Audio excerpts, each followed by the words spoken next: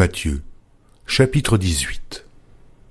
En ce moment, les disciples s'approchèrent de Jésus et dirent : « Qui donc est le plus grand dans le royaume des cieux ?» Jésus, ayant appelé un petit enfant, le plaça au milieu d'eux et dit : « Je vous le dis en vérité, si vous ne vous convertissez, et si vous ne devenez comme les petits enfants, vous n'entrerez pas dans le royaume des cieux. C'est pourquoi quiconque se rendra humble comme ce petit enfant sera le plus grand dans le royaume des cieux. Et quiconque reçoit en mon nom un petit enfant comme celui-ci me reçoit moi-même. Mais si quelqu'un scandalisait un de ces petits qui croient en moi, il vaudrait mieux pour lui qu'on suspendît à son cou une meule de moulin et qu'on le jetât au fond de la mer. Malheur au monde à cause des scandales, car il est nécessaire qu'il arrive des scandales. Mais malheur à l'homme par qui le scandale arrive. Si ta main ou ton pied est pour toi une occasion de chute, coupe-les et jette-les loin de toi. Mieux vaut pour toi entrer dans la vie boiteux ou manchot que d'avoir 2 pieds ou 2 mains et d'être jeté dans le feu éternel. Et si ton œil est pour toi une occasion de chute, arrache-le et jette-le loin de toi. Mieux vaut pour toi entrer dans la vie n'ayant qu'un œil que d'avoir 2 yeux et d'être jeté dans le feu de la géhenne.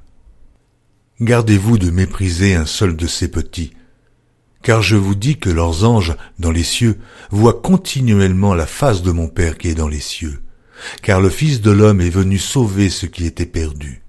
Que vous en semble, si un homme a 100 brebis et que l'une d'elles s'égare, ne laisse-t-il pas les 99 autres sur les montagnes pour aller chercher celle qui s'est égarée? Et s'il la trouve, je vous le dis en vérité, elle lui cause bien plus de joie que les 99 qui ne se sont pas égarés. De même, ce n'est pas la volonté de votre Père qui est dans les cieux qu'il se perde un seul de ses petits. Si ton frère a péché, va et reprends-le entre toi et lui seul. S'il t'écoute, tu as gagné ton frère. Mais s'il ne t'écoute pas, prends avec toi 1 ou 2 personnes afin que toute l'affaire se règle sur la déclaration de 2 ou 3 témoins. S'il refuse de les écouter, dis-le à l'Église. Et s'il refuse d'écouter l'Église, qu'il soit pour toi comme un païen et un publicain. Je vous le dis en vérité, tout ce que vous lirez sur la terre sera lié dans les cieux, et tout ce que vous délierez sur la terre sera délié dans le ciel.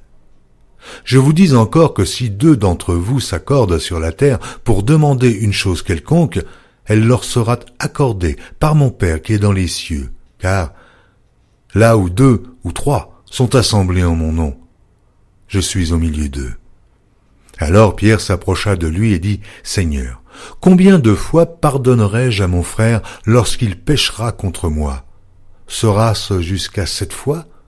Jésus lui dit : Je ne te dis pas jusqu'à 7 fois, mais jusqu'à 70 fois 7 fois.